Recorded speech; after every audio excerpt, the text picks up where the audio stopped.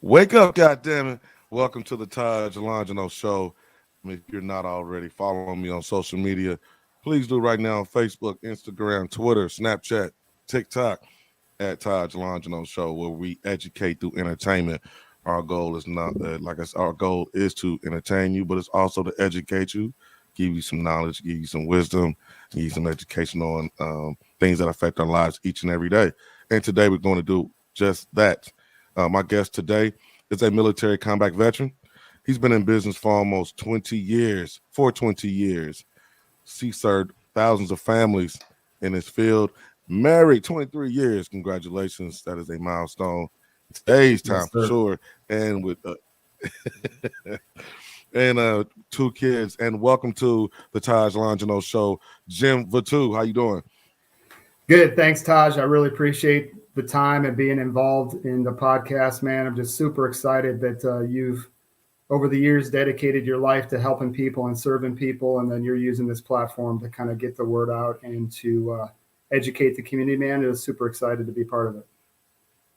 I appreciate it. Appreciate it. I want to let everybody know that today we're going to be discussing a very important topic. And this gentleman here is the only man I knew and perfect for this topic to come on and discuss this, and that's life insurance. A lot of us have life insurance. A lot of us do not have life insurance. Some of us know and understand what life insurance is, and we have policies and some don't. So we're going to set the foundation, going to educate you. We're going to get you the information that you need, and hopefully by the end of this conversation, you have a concise understanding about life insurance, why you need it, the purpose, and all these things that, going to have in life insurance. Because when our family members, not if it's not a matter of if, it's a matter of when they do pass on, we do not carry the burdens and financial burdens of how we're going to bury them and the bills and things of that nature. So, Jim, for the public, for the listeners, for the viewers, can you kind of give them a little bit about you, tell them a little bit about yourself outside of what we already mentioned? Sure, Taj. I appreciate it, man. I'm fortunate to be from South Bend, Indiana. Grew up there 18 years. Both my parents were kind of absent and didn't make a whole lot of money, so there was really no option for me to go to college. And it was either going to be stay in South Bend, try to go to night school and work in a factory, or to be a guitarist in a heavy metal band, which was like my number one choice. Or the third option was to go into the military and through the military earn my way through college. So I chose C, went into the military. About a year later, got deployed overseas and just kind of went from 18 to 21 in the military, but went from 18 to 30 from a maturity standpoint and finding out that life was short and this wasn't a dress rehearsal. Got out, went to Purdue where my best friend went. I didn't know what to do, so I just followed him there. And a couple of years later, met my dream girl, and she got a teaching degree, Taj, and I got a psychology degree. So when we graduated, and she was the first one to graduate college from her family, she had a teaching degree, so she became a teacher, right? Yeah. And I got a psychology degree, so I became a retail manager. Oh, Okay, that's what I found out that you do with the psychology degree. So I went, I followed the plan, which is go to school, get good grades, get a good job kind of thing. And I followed that plan and I worked my way up the corporate ladder, as they say, became the youngest executive in our company. Within about 2 weeks of getting that promotion, decided that it wasn't for me. Ethically, it wasn't for me. They were asking me to do things that I didn't feel right about in this new position. And so I decided that I was going to quit, but I didn't, I grew up broke. So I was getting paid a lot of money, had a lot of fringe benefits. I wasn't getting ready to quit my job without finding something new. And somebody came out of the blue and introduced me to the financial services industry. I was introverted. I didn't know anything about mutual funds, life insurance, any of that stuff. And it was never sold anything in my life. It was totally foreign to me. I wasn't really interested in that. But what caught me was the financial education, because See, Taj, my parents didn't teach me Spanish. Does that mean that they're bad people? No. No, they're not going to teach me what they didn't know. Well, growing up broke, what are the odds that they taught me the secrets of financial success? Like zero. So I really kept my full-time job. I started part-time, and my goal was to get a financial education. I wanted to get the equivalent of a master's degree in a financial education working with this company. If it turned out to be something more than that, great. If it did, I'm fine with that too. And so it did. About a year and a half later, I fired my boss, which is March 24, 2002. Is my, the country's Independence Day, Taj, is July 4, 1776. Right. But my family's Independence Day is March 24, 2002. They fired my boss, came full time, and started really building a business. And we just been fortunate to develop some leaders within our office. We have an office in Castleton, right at 82nd and Allisonville Road. We've been serving the family there for many, many years. Our goal is to open more locations here in the next 24 to 36 months. And so part of my responsibility is locating, training, and developing the future leaders of our company. The other part is myself and that team of people going out to the community and educating folks on become debt-free and financially independent. We like to say we help people tell their money where to go instead of ask it where it went. I like that.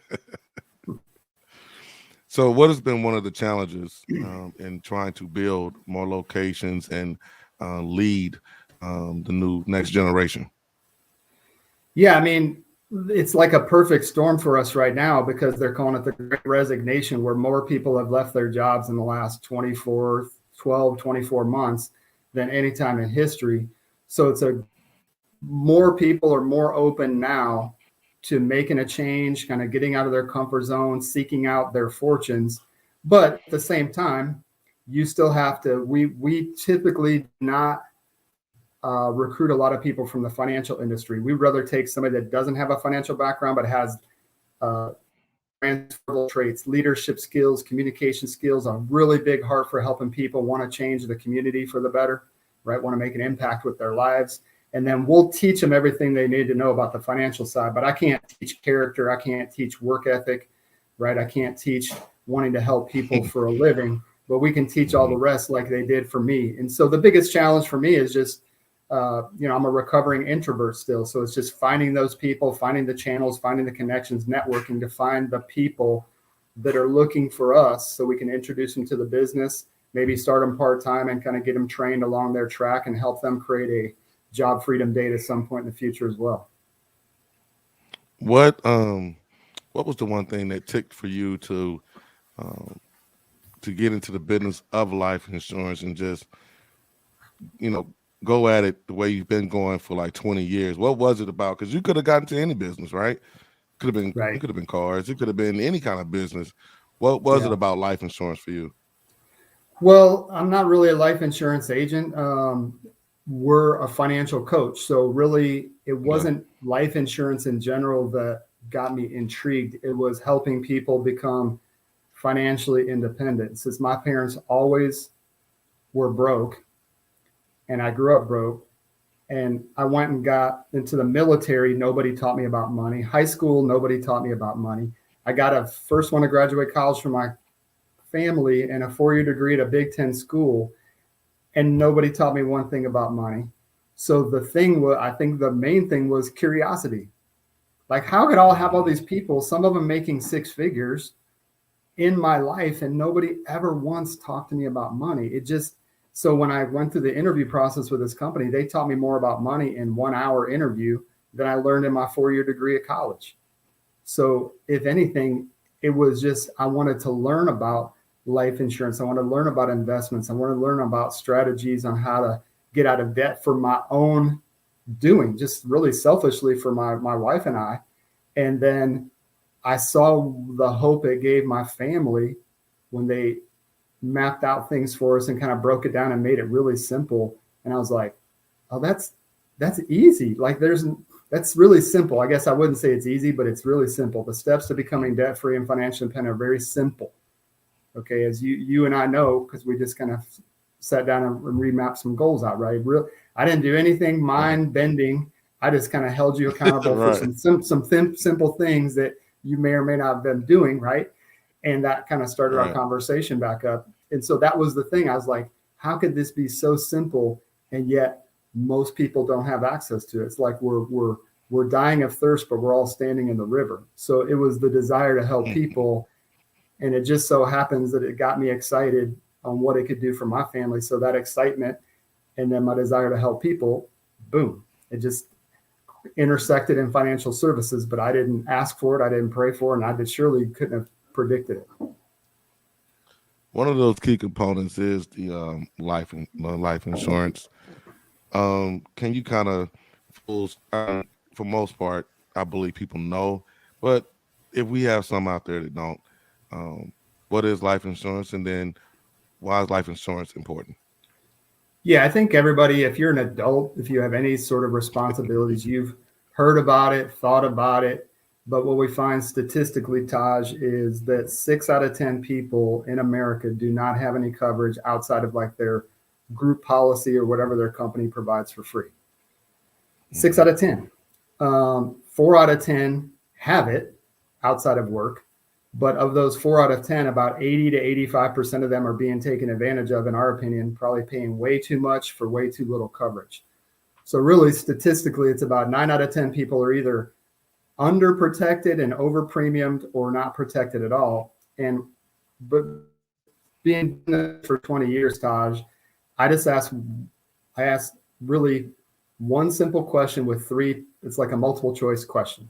I just said, when it comes to protecting your family, obviously, John and Mary, you guys love your family, for your family, that's why we're sitting down here. But when a responsible family like yours doesn't have any coverage outside of work, it's usually due to one of the following reasons.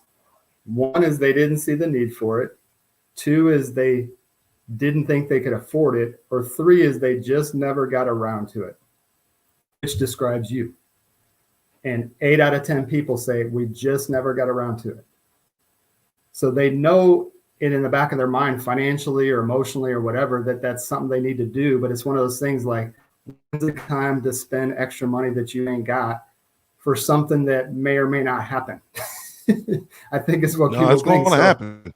Yeah, I mean, you know what I'm saying, right? I'm just saying in people's minds, well, it ain't going to happen tomorrow. But the reality is somebody is going to leave Earth tomorrow. We don't know who that person is. We know our birthday. We don't know our death date. Right. So it's just, I think, just somebody caring enough to have the conversation with them, to sit down and shut up and listen and not be in a sales mode and kind of find out what's important to them and then help them map it out. I think that's the number one reason why people don't have anything, is they don't have anybody in their life that will come and just ask, give them the platform to ask questions that they were too afraid to ask. And then, the purpose of it is pretty simple. I say, look, if I'm going to give you another quiz, Todd, okay? If there was your home, okay, if you had a home, you live in your home. I know you have a home, right? Your house in Indiana gets a little chilly in the wintertime, right? So you live inside of a home. And then you have your automobile that gets you back and forth to your studio, to your vehicle, to your, career and all that good stuff. And then you have a tree in your backyard. So if you could only insure one of those things, what would be the very first thing you would insure? Are you putting me on the spot?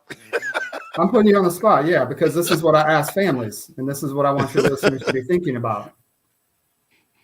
The house got to be, you got to cover the roof of your head. Right. It gets cold in the winter in Indiana, so that's a no-brainer, right?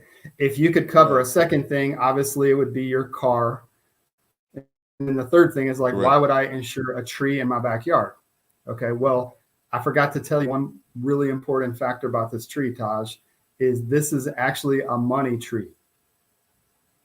Okay, instead of growing leaves, it grows dollar bills. Every single month, it grows enough bills for you to pay all of your bills, to pay your mortgage, your car payment, your insurance, put food and groceries on the table. And every month, as long as that tree is in good health and that tree is being taken care of, that tree is going to provide enough for you to live off of. Okay, it's going to pay for the mortgage. It's going to pay for the car. Now, if that were the case, most people would say, okay, well, my number one priority would be to that tree. They put a fence around that tree. They put like a guard dog around that tree. They'd have a pit bull out there, right? They like stay, they'd be the person that says, stay off the grass. Right? Anybody around that tree, if that were true, right?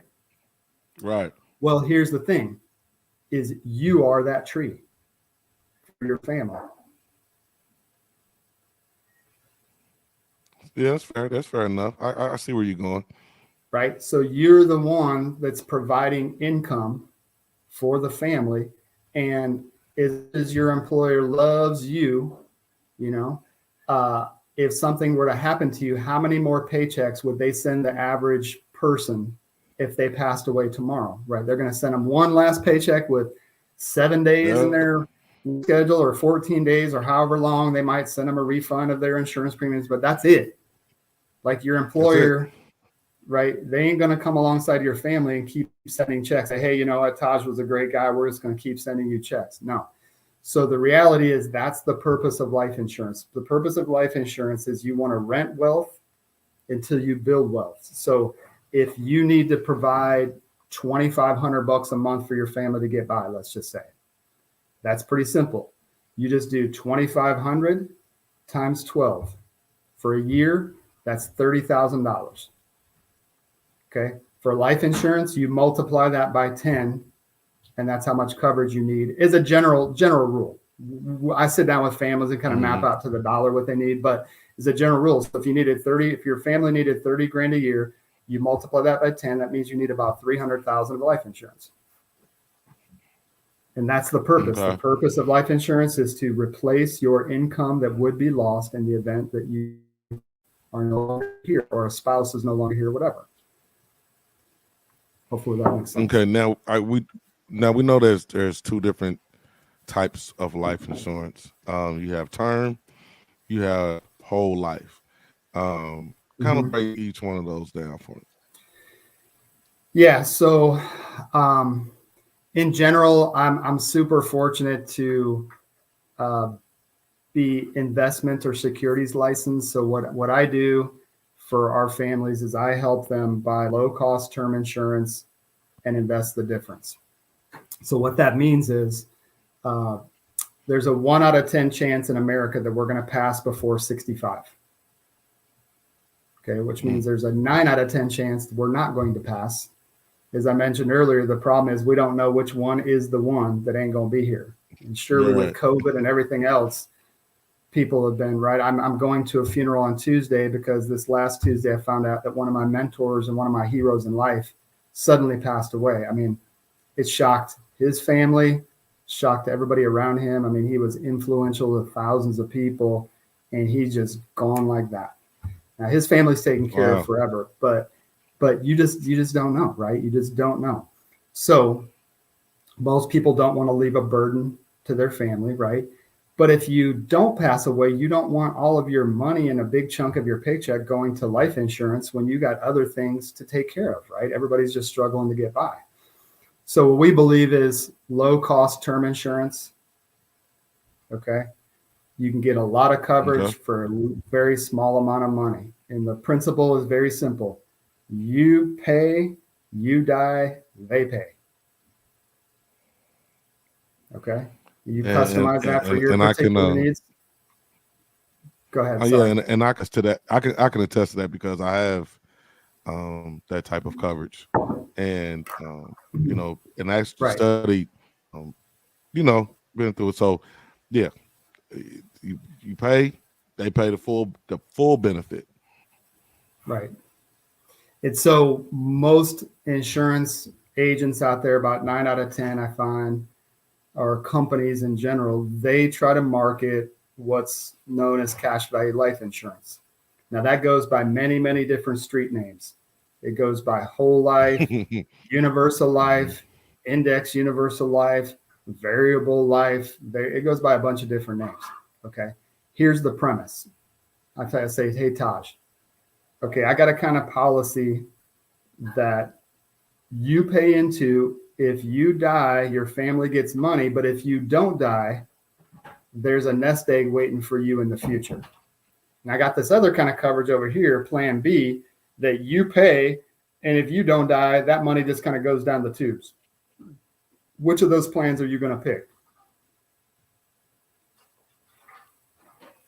Say that last one again. I missed the last part you said. So, yeah. So for part A, for plan A, Right. you put money into it.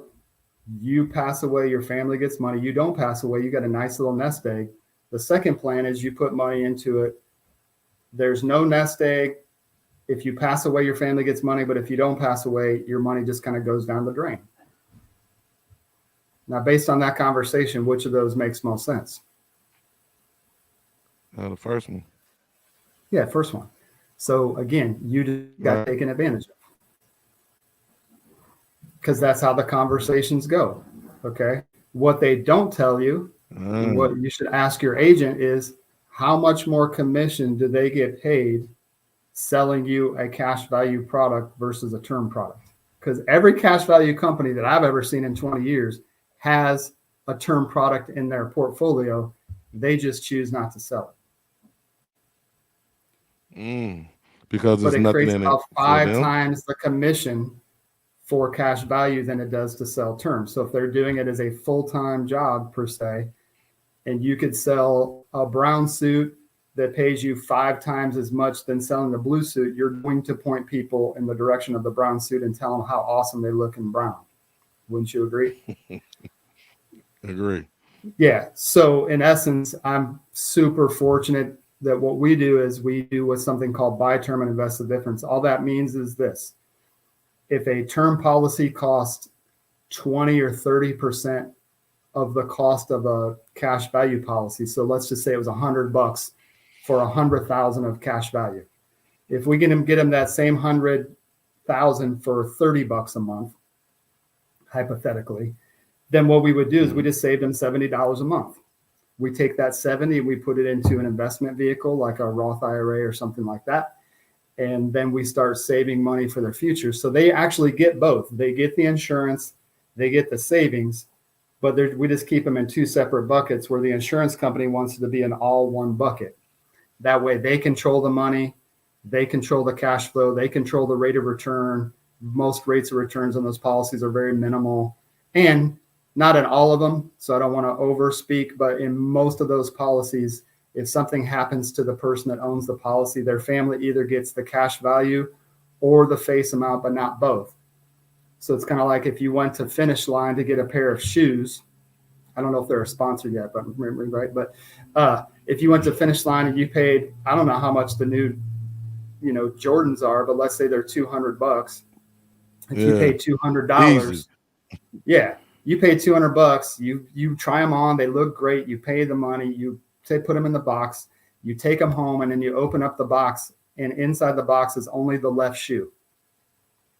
You're like, Dad gummit, customer service today. I don't know what's happening with these kids. It's terrible, right? So you take your receipt, you get back in your car, you drive back to the mall, you put your box on the counter and say, look, dude, here's my receipt. I paid for 2 shoes. I paid for $200 for these Jordans. And I opened the box and there's only 1 shoe.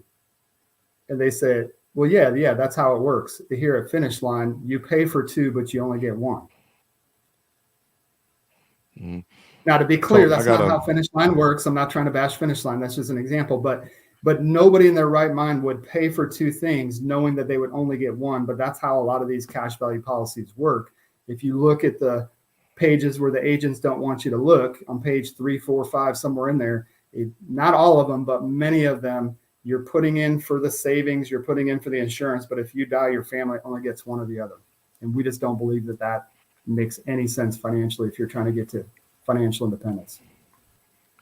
So let me ask you a question, kind of on the flip side of that. So if you have somebody who, they're looking at it, they're like, okay, Jim, I hear you, but if I live longer than my term policy, then I'm screwed. I still got to go get a new policy at 80 years old, and it's gonna probably run me $200, a month. Right. So why not go get the cash value where where it covers me for life? That's a valid question. So all I would say is, if we were role playing, who told you need life insurance your entire life?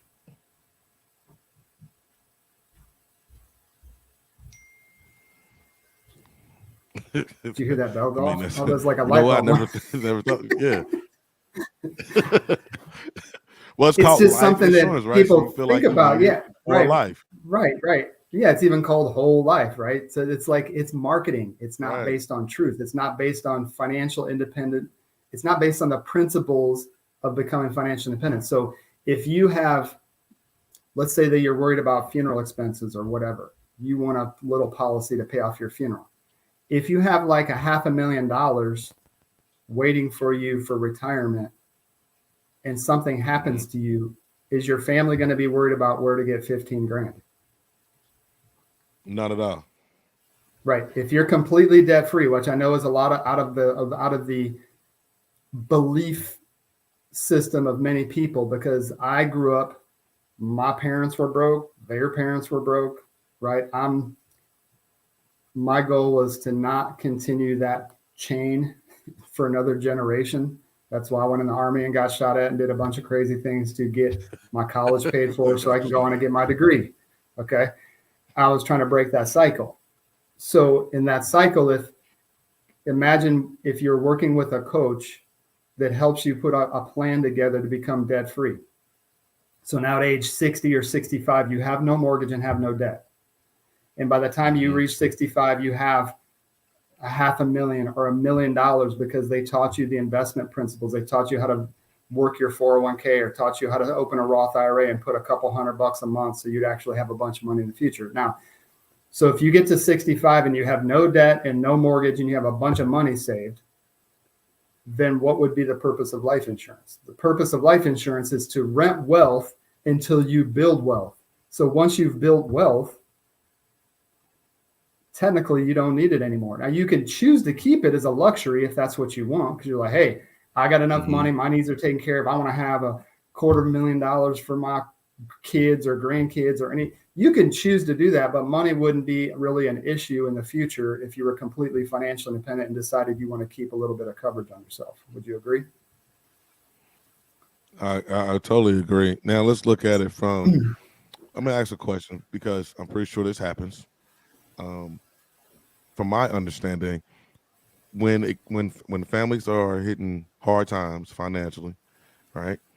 One of the first things to go is the life insurance. It's not the car Mm. insurance. It's not the cable. It's the life insurance. Why is life insurance one of the first things to go when people are falling on hard times? That's easy. Most of those people are working with an insurance agent, not a coach. Mm. Because through the last 20 years, very few of my clients have ever had issues like that.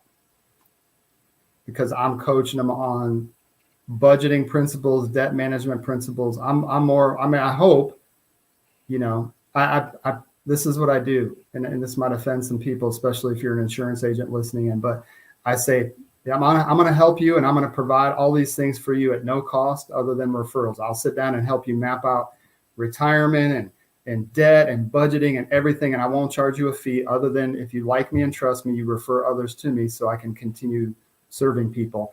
So you got to promise, raise your right hand. If we ever get interrupted in an interview, in a meeting, and you have to pick up the call, you got to promise never to say this. Hey, I can't talk right now, Taj. I'm here with my insurance guy. Okay, I got to. You can say coach, you can say Jim, you can say knucklehead, you can say regional vice president. You can call me any of those things. Just don't call me the insurance guy. But I will Guy. help you with insurance, and I will take care of your insurance needs. Just don't call me the insurance guy. Because so most people have an agent. They don't have a relationship. They don't have a coach. They just got some male or female that has their home and auto insurance and maybe a little bit of life insurance, and they look at their bills and are like, well, today I'm alive, but my cable bill needs to be paid because I work second shift and my kids need to, be entertained while they're not, I mean, they just got to make life decisions. It's not like they're making a decision that they want to make. But the reality is sometimes life insurance might come before Netflix as far as cutting out their budget because they're in a circumstance where that's where they're at. I'm not going to judge that or say it's good or bad, but if they, in my opinion, just seeing it over the years, if they have somebody that really explains it properly, really keeps their costs low, really sees it as part of an overall strategy to become financially independent, they will have more loyalty to it versus it just being a commodity where they can turn it on and turn it off. Okay, so if you're sitting down with me, right, and we're saying, hey, I'm saying, hey, Jim, you know, I don't have no life insurance other than what my employer gives me. What can you know? I want some more. I want some more coverage. I want to, you know, when I check out of here, I want them not only to be able to pay for the funeral, I want all my expenses to be wiped out. I want them to live a nice life after I'm gone. What would you suggest to me? What would the process be in moving forward? Yeah. If we had that conversation on the phone, I say, okay, Taj, here's the scoop. I'm not an insurance agent, but I am a coach. So let's get a 30-minute Zoom, no cost to you.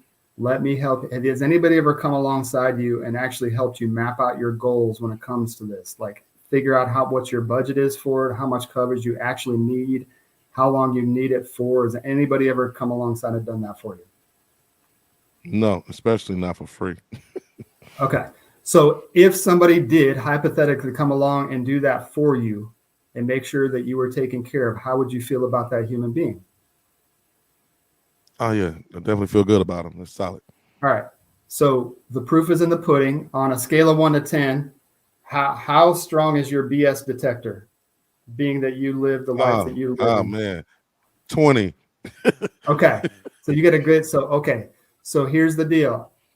I bear all of the burden because if you don't like me, trust me, and if I don't do something to help your family, how many referrals are you going to give me? 0. Exactly. But if I do all those things and you like me and you trust me and you see what I did is in your family's best interest, then we'll map it out. You open your mouth and tell other people, we'll give each other a high five and call it even. Deal. Now, I do make compensation. I want to let you know. But what happens is I say, okay, insurance company meet Taj meet insurance company. We find a good deal. I kind of broker that. I kind of make sure you're getting a good fit. You know what the scoop is. And then that company pays me for making that introduction. So this is a ministry, but my wife prefer it be for-profit ministry, if you understand what I'm saying. So I do get paid, but never directly really from the consumer. It's for brokering that deal, if that makes sense. Understood. So we broke down, you know, why you need life insurance. We broke down, you know, what if you work with Jim, how he will coach you into getting the right type of policy and turn that into an investment. So that way you wouldn't have to live, you know, you wouldn't need the coverage for your entire life. That's the whole point of this. So I'm gonna ask you this because I know this, you know, I want to play, you know, I want people to understand we're not, you know, not one way with something. So what is also the benefit of having, what's the benefit, the positive side of having a cash value policy, and what is the positive side of having a term policy? The only positive side I can think with a cash value policy is if you have a whole life, it does go with you your whole life. Your premiums will not go up your entire life, but the problem is it's usually going to be a very small face amount and very high premiums. So if something happens to you, the odds of it being enough to actually take care of your family is almost like I've never seen one, like in 20 years, unless you were super wealthy and you could afford like $1,000 a month or something like that to really properly protect your family. That's why most people, that even if they choose whole life or something like that, they think the benefit is it stays with them forever. Mm-hmm. But the problem is it's a very small amount. So if you had 25 grand forever, well, it ain't never 25 grand ain't never going to help your family become financially independent, right? So that's the benefit is your premium stay level to like age 100. The term side of things, the negative is if you don't have a plan to become debt free, if you don't have a plan to become financially independent, and you get a 20 or 30 or 35 year term. So let's say you're 35 or 30 years old, mm-hmm. and you get a 35-year term. So that means your premium is going to remain level for those 35 years. So you got from 30 to 65 to get your crap together to become debt free and financial independent. So you can basically outsave your insurance policy. Now, if you're working with a coach, it's a done deal as long as that human being is coachable and follows the plan. Do you understand what I'm saying? So if they don't become debt free, if they don't save, if they just continue their life the way that it was before, then in 20 or 30 or 35 years, if they've made no progress financially, then technically they would still need life insurance and their premium is going to go up because they're 35 years older. So that would be the downside. And I'm sure it happens, right? But as long as you know, and that's explained to you up front, and you have somebody coming alongside of you, that should eliminate most of those pitfalls. I want to take a moment here and read a question from one of my good followers on Instagram. What I mentioned to everybody this morning was, if you have a question about life insurance, or you just have you have a question about your investments, get those questions to me. I will ask Jim and see if we can get an answer for you. Fair enough? You got it, kiddo. All right. So this is kind of a long one, but I'm going to kind of try to shorten it here. She has 2 children, 2 adult children. One is still in college. No life insurance on either. She has 2 policies on herself, one through her employer, which cover at least her annual salary. So she has 3 altogether when she passes away. Okay. Right. None for them. Where can she find coverage? She said, where can I find coverage? But I would at least have burial expenses covered in the end. Fortunate events. Right. My children become deceased before me. What would be your answer for her? My answer would be that if you have multiple policies on your own, insurance is like buying apples. So if you buy an individual apple, it's going to cost you a lot more than if you buy a bushel of apples, right? Per apple, it's going to cost a lot cheaper if you buy a basket of apples. So if you have 2 individual policies on your own outside of work, and you have, let's say, $100,000 on one or $50,000 on the other, you could probably save a bunch of money consolidating those into one. Like, families really shouldn't have multiple policies. They should have one policy that covers everything they need. And typically they might even be able to leverage getting one policy consolidated from 2 and actually save themselves money. Because if, let's say, they had 100,000 on one and 50,000 on another, if they consolidated that into one policy for 150,000, they might get a price break by having more coverage through one company. And then what they do is they can just add their children, depending on the age of the children, they can add them to their policy. So I have a child rider that's really, really low cost that you can cover your kids up to age 25. If they're kind of creeping on 25, if they're 24 or 23, 21, they're still in college, you can get an individual policy for pretty cheap on those kiddos if you wanted to. Or if they're below age 25, you can just consolidate them, put them on your same policy, and get it for really low cost for those kids. And then once they become 25, if their life, they're really, what they need is just based on their life circumstances. Some people are married with a kid at 25, and some people are trying to still figure out life and living in their parents' basement at 25. So it just depends on their needs. So you can get individual policies for those. You can go out to the marketplace and get policies, but I would sit down with that person and just find out how much they're spending on those 2 individual policies and see if we can leverage that to cover them more cheaply, as well as possibly add their kiddos to that policy for a very low cost. So you definitely feel no family have multiple policies. We should have one policy that takes care of everything. Again, circumstantially, I can't say overall, but yeah, 95 out of 100 families I meet with, they have one policy. A lot of them I meet with have multiple policies, and that's how we save them a bunch of money, by consolidating those down to one. Okay.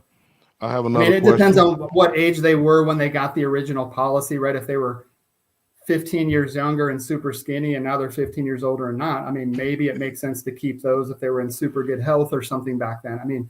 Right. So there's circumstances that I can't speak to all of them, but in general, if you have multiple policies, if you consolidate them down to one, it will really, in most cases, save you money. So you get the same coverage or more for the same amount of money. All right, so I have another question here. It says, at what age is a person denied life insurance? Also, I don't have insurance on my grandmother or mother. What steps do I need to take to insure them? Yeah. And can I do it through my job, or do I have to go outside of the job? Yeah, good question. What was the first part of that question? At what age? What was the last part? At what age is a person denied coverage? Oh, I see. There's typically not an age. It just depends on their health for the most part. And most of us don't get healthier and skinnier the older we get, right? So it makes sense for most people to get life insurance when they're younger and healthier. Typically with term insurance, there's a cutoff age of around 70. Most companies will not insure somebody above age 70. There are some companies out there that will do term insurance beyond 70. Like one of them I have access to, but for the most part, so it depends on how old your mom and grandma is and stuff like that. You can't cover a parent or a grandparent at your group coverage at work that I'm aware of. So you would need to get an individual policy for them. Sometimes you can cover your children through group work or a spouse, immediate family, but parents and grandparents will not be able to be covered that I'm aware of through your job. You would have to get individual policies for them. If you have questions, Taj will give my information out. If you have other questions that come up after we get offline, again, it may make sense to do business here, and it may not, but I'll at least give you advice. I'll give you straight up advice. I'll give you the truth. If it makes sense to do business with us, great. If it doesn't, great, but I'll at least give you the knowledge. And so he'll give out my number and stuff that if you want to book an appointment for a Zoom consultation, again, no cost to you, no gotchas. I mean, Taj knows me long enough. He's vetted me. He's not going to put on the show if there was a gotcha. Exactly. And so, and one of I want to say that as long as I've known Jim, he's been a straight shooter. He's never steered me wrong. Educated me from day one. And one of the things that he told me, he brought me in one day, and I always tell him this. This is one of my, and I got a bad memory, right? But I never forgot this. He told me the greatest asset someone has is their ability to earn income. That's your greatest asset. It's your ability to earn income. And I figured, okay, I added a little bit to that. I'm like, okay, so because once you can no longer earn, you can only live off what you accumulated throughout your life. So the greatest asset is your ability to earn income. And so, yes, Jim Vitou, you can reach Jim. I'm going to put this on the screen somewhere at 317-508-3469. That's 317-508-3469. You can also reach him at www.meetwithjim.today. www.meetwithjim.today. So what is one of the questions I do want to ask you about cash value policies is, if you were to you put money into this policy and you want to, you something happens, emergency happens, you don't got an emergency fund, you don't have, you haven't talked with Jim, you haven't gotten coached on saving and budgeting and investing, and you need to take some money out of that cash policy. From my understanding, isn't it true that if you borrow money from out of that policy, of course you got to pay it back. However, if something happens and you pass, before you were to pay that money back, they take the money that you borrowed, that you owe, out of that death benefit, and then you would get the remainder. Yeah, I can't speak specifically because that's per policy and I don't really sell those, so I can't breathe into it. But in my experience helping families for 20 years, not all of them, but a majority of them, that's exactly what you said. So it's set up. The selling feature is, Taj, you can take money out of this anytime you need for an emergency, your kid's college, any of that stuff. You say, awesome, that sounds good. Give me one of those. So let's say several years down the road, you've accumulated 10 grand. And you're like, I'm going to use this to take care of my daughter's. So you would draw $9,000 to pay for her first year's tuition. So that becomes a policy loan. You're charging interest on that. By the way, you're the one that put in the money, but the money, once you put it into the policy, is no longer yours. It belongs to the insurance company. Because why would you have to borrow your own money? That doesn't even make any sense if you just say that out loud. But you borrow it, you pay interest or pay it back. If something happens to you next Tuesday and you had a $100,000 policy and you borrowed $9,000 against it, in most cases they would write your family a check for $91,000. They would take that $9,000 back. And most people go, oh yeah, well, that makes sense. I borrowed the money, pay it back. No, you put in the money to the policy. You put into the savings and you put in, that would be like, it didn't make any sense. If you had money in a savings account at Teachers Credit Union, they wouldn't make you pay the money. That's your money, right? So that's one of the challenges fundamentally with those policies. But everyone is different. Everyone, obviously get with a professional to analyze your policy. If you have a free review to kind of go over it with a fine-tooth comb, we can do that at our office. I've got a battery of experts that do that. We can do that for you. The truth, the legalities of what your current policy is, not just generalities, but at the very least have some professional review to make sure you understand how it works. Nobody once they do make the commitment to buy life insurance and pay money out of their paycheck every 2 weeks or every month out of their bank account, they want it to do what it's supposed to do, right? They want it to be there for their family for a very purposeful reason. You want to make sure that the agent that sold it to you told the entire truth. So let's say you don't come in contact with a Jim Vitou who's going to coach and lead you in the right direction, and you run into another agent who's taking advantage of you. What are some of the things you need to look for to recognize when you're being taken advantage of, so you don't make a mistake? Simple. Do they try to sell you a cash value policy? If the answer is yes, you reach across the table, shake their hand, say, thank you very much for the time. I really appreciate you breathing this information. We'll get back with you. And then you ghost them. Okay. Don't do it. Run. Okay. That's your litmus test right there. All right. What are one of the maybe you have me dying, man. What is one of the biggest misconceptions? And that's all I want. When you come on the platform. When you come on the platform, that's all we want. We just want the truth. We want people to get the truth and nothing but the truth. We don't want them still left with more questions. So, what is one of the biggest misconceptions about these term and cash value policies? Well, I think a lot of them are sold on fear because I've been educated how investments or mutual funds work, right? They get a lot of their advice from friends or the news or the internet. Well, the news and the internet, would you agree their job is not, their mission statement is not helping middle income families become financially independent? Correct. Their job is to scare the hell out of us so we keep tuned in, so we buy adult diapers and deodorant and prescriptions of all kinds, and hair growth formulas, hair removal formulas, right? All these different things. So they say things to get you scared. So what I believe is a average person that's buying a cash value policy, what sounds attractive to them is the agent says, look, Taj, this money in this policy is guaranteed to grow. It will never, ever lose money. And even if you're an educated person, even if you know about investing, those words in general just seem very comforting.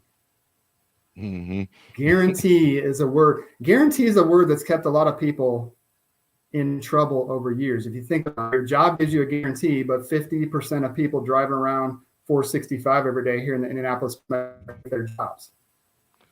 So let me ask you this, right? These insurance policies are guaranteed, but they're guaranteed at a very, very low rate of return. So most people, I think the reason they buy them or the misconceptions, they are guaranteed and there is some security and some stability in there, but it's probably that's probably a selling point. It's a marketing feature. It's not necessarily how you create wealth through one of those policies. It just makes people feel warm and fuzzy knowing that they're going to have a guarantee, in my opinion. So when they watch the TV, right? I see these commercials all the time, and they have some, you know, older, you know, they have, you know, you're probably in your 60s, 70s, and you're in this commercial, and they're saying, well, Right. I can get you covered today. I can get you covered Right. today for, you know, for very little right now, and it'll cover you Yeah. for the rest of rest of your life. So those I'm pretty sure if those are cash value policies. But let me ask you this. I'm pretty sure you've run into this throughout your 20 years. Why would somebody want to listen to Jim? Who is Jim? Why is Jim? What is his credibility? Why should I listen to Jim? Why should I listen to Jim instead of not going to State Farm and going and get one of these policies and get covered today? Yeah. They don't have any reason right now at all. I would be lying if I said these are reasons. Well, you wouldn't, if you didn't believe me before, you wouldn't believe me if I told you on a PowerPoint, here's the 5 reasons why you should listen to me. So here's what I tell people. Men lie, women lie, but numbers don't. Facts. Becoming financially independent, debt-free is just a number. It's math. It's not marketing. It's math. It's truth. So the reason, if they had a desire to reach out to me, there's no bait and switch. I'm not going to charge them and say I'm not going to charge them. They can kick my tires. Again, I'll refer back to our BS detector question. If you have a good BS detector, then you make the decision, right? But I don't know that I can tell you the reasons why I'm trustworthy. Okay, that doesn't make any sense because I could be lying to you right there. I just know you run in. But I know throughout your 20 years. Right. But what I'm saying is, I know throughout your 20 years of dealing with people and, you know, trying to, you know, say, you know, work with as many families as possible, you've run into objections before, right? So, you know, even people probably going to watch this is going to say, yeah, but that's a mindset, dude.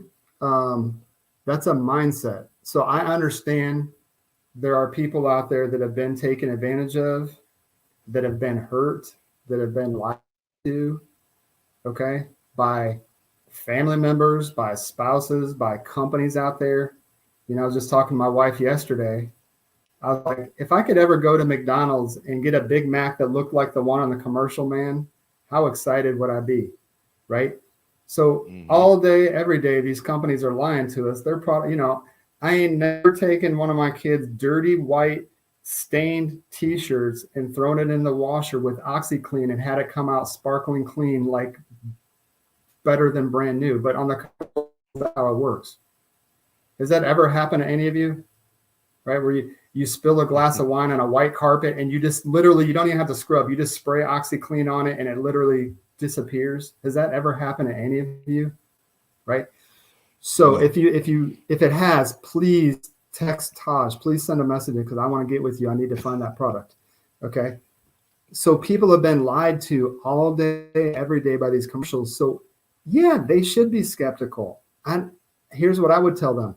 I'm okay if you're skeptical. Just be professionally skeptical. If somebody's actually offering to help you and to lend their hand to help you get closer to financial independence, I don't know, maybe you have unlimited people doing that for you, but if there ain't that many people that have ever done that, at least respect the person that's trying to do it, even if you're coming with questions, a little bit of skepticism, a little bit of hurt from your past, you know, at least respect the person that's trying to help you, and then ask whatever question. There's no question off the table.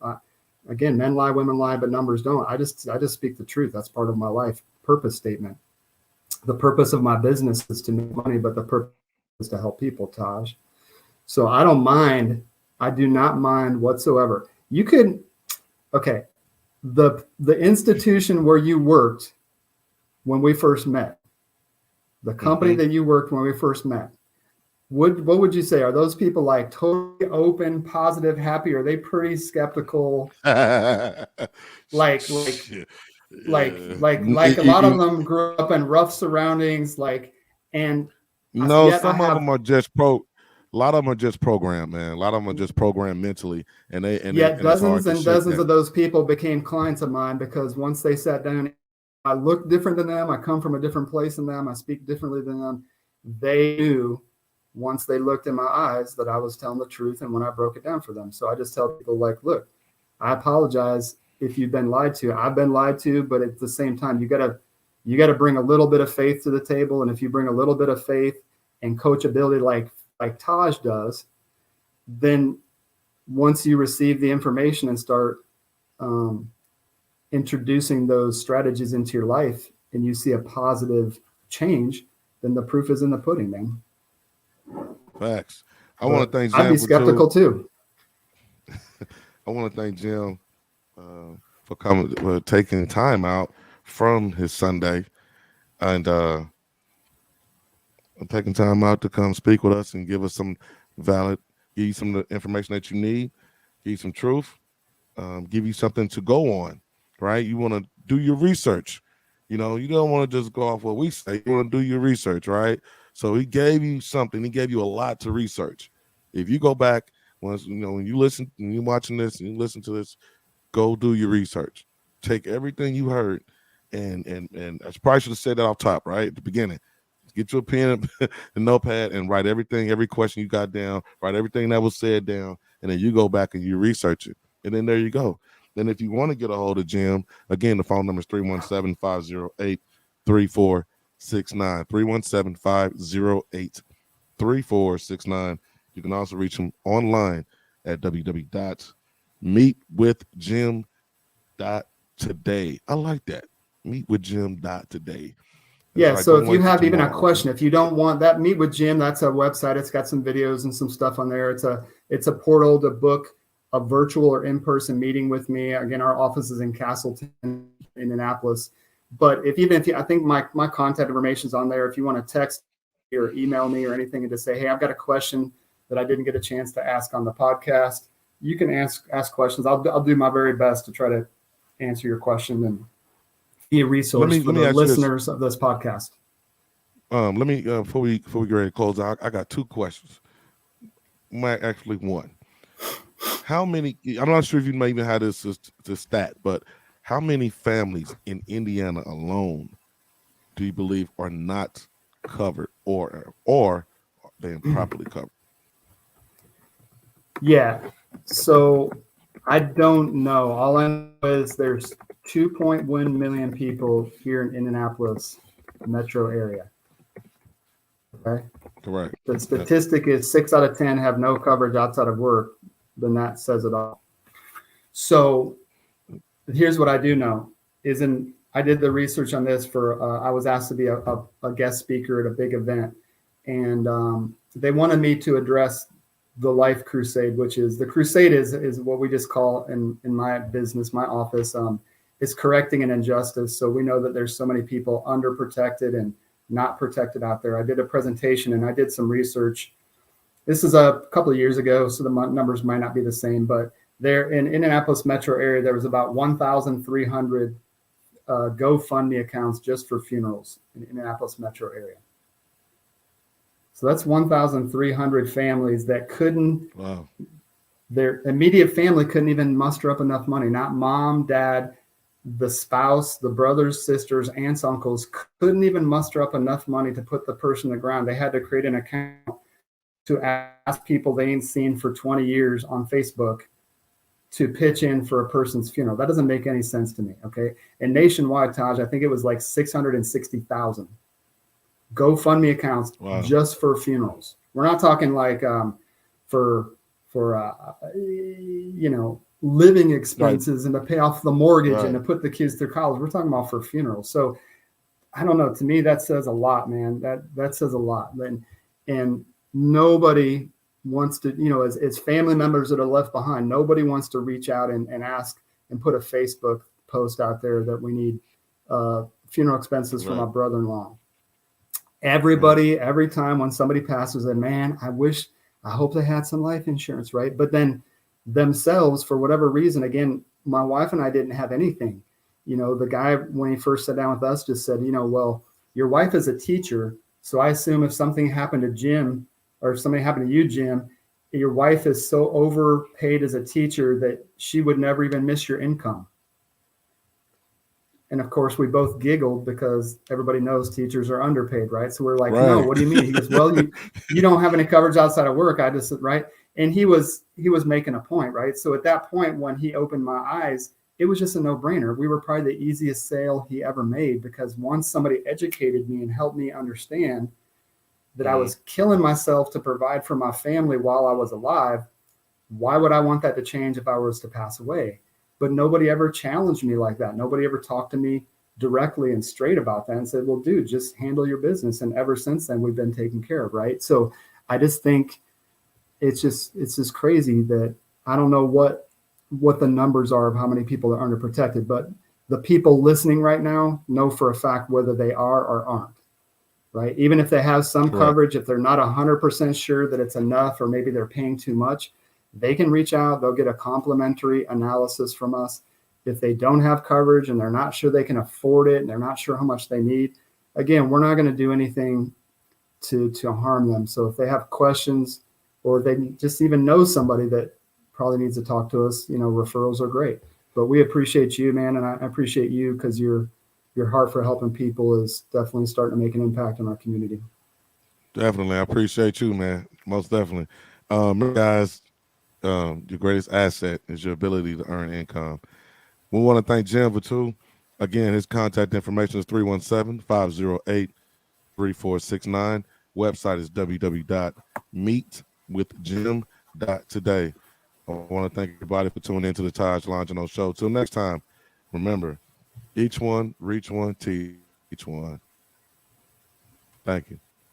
Thanks, Taj. All right, Jim. I'm going to holler at you in a minute, buddy. Thank you. Yes, sir.